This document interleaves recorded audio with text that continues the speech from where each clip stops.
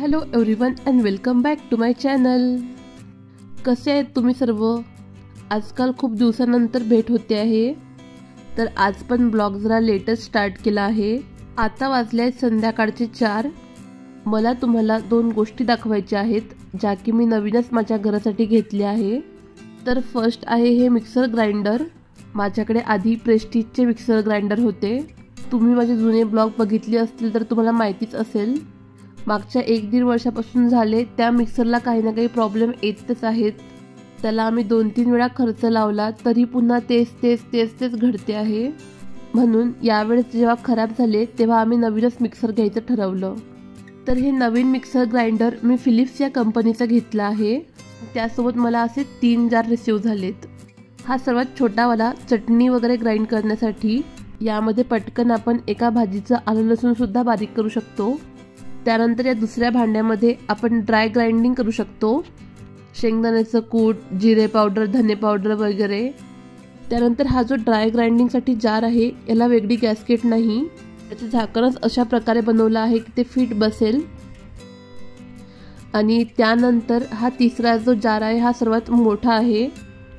हा वेट ग्राइंडिंगसाठी दिला आहे, जसे की इडलीचं बॅटर, वड्यांचं बॅटर. तर या मिक्सर ग्राइंडरचा रिव्ह्यू मी तुम्हाला 1 आठवडा यूज केल्यानंतर देते आहे. मिक्सरची बिल्ड क्वालिटी खूप छान आहे. मिक्सरसोबत मिळालेले 3ही भांडे पण खूप छान क्वालिटीचे आहेत. मिक्सरची पॉवर पण खूप छान आहे. याला 750 वॅटेज आहे. ग्राइंडिंग वगैरे सर्व काही खूप छान करते.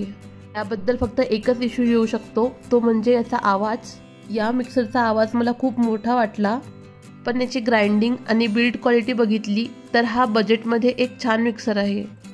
त्यानंतर दुसरी गोष्ट म्हणजे ही फिलिप्सची आयर्न. तर याआधी माझ्याकडे क्रॉम्प्टनची आयर्न होती. तिला यूज करून 5-6 वर्ष झाले.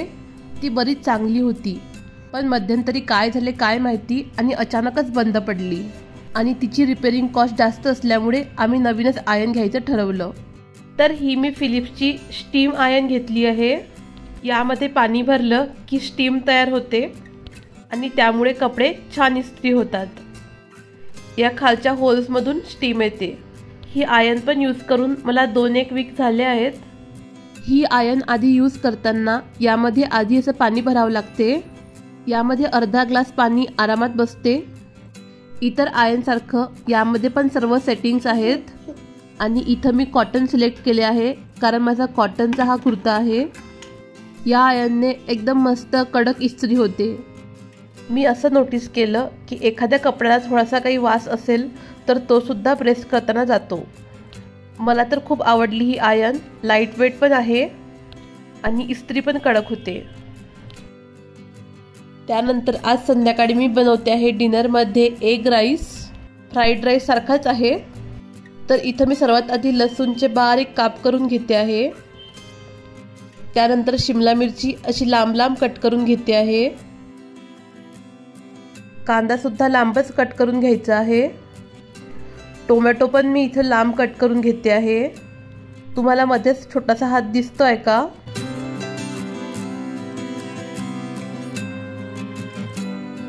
त्यानंतर कांद्याची पात,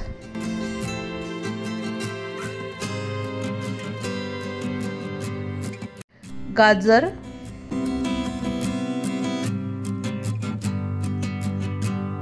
इथे लागणाऱ्या सर्व भाज्या मी कट करून घेतल्या आहेत.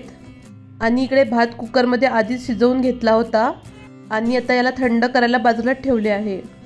इकडे एका कढईमध्ये मी थोडेसे तेल घातले. त्यामध्ये आता अंडी फोडून घालते आहे. याला छान आपल्याला स्क्रम्बल्ड एग सारखं बनवून घ्यायचं आहे.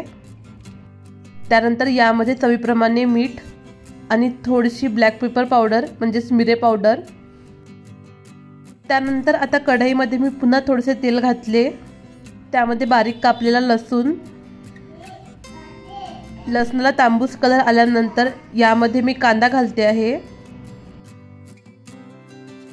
कांद्याला थोड्या वेळ परतवून यामध्ये मी शिमला मिरची ॲड करते आहे.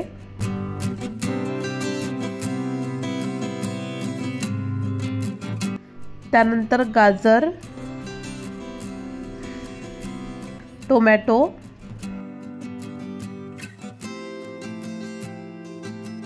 सर्व भाज्या ॲड केल्यानंतर यावरती मी थोडंसं मीठ घालते आहे आणि त्याचबरोबर थोडीशी मिरेपूड पण घालते आहे। आता इथं मी घालते आहे शेजवान चटणी 2 टीस्पून, त्यानंतर डार्क सोया सॉस तो पण 2-2.5 टीस्पून, आणि आता घालायचा आहे शिजवलेला भात, त्यासोबत जो स्क्रम्बल्ड एग बनवला होता तो पण यामध्ये मी घालते आहे। हे सर्व छान मिक्स करून याला 2 ते 3 मिनिट वाफ येऊ द्यायची आहे।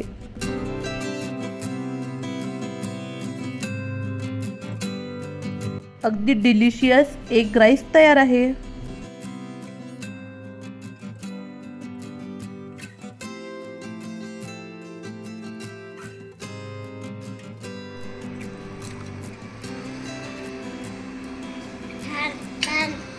तर कसा वाटला तुम्हाला आजचा व्हिडिओ मला कमेंट्समध्ये नक्कीच सांगा, आणि व्हिडिओ आवडला असेल तर व्हिडिओला लाईक करा, शेअर करा आणि माझ्या चॅनलला सबस्क्राईब करा। थँक्यू।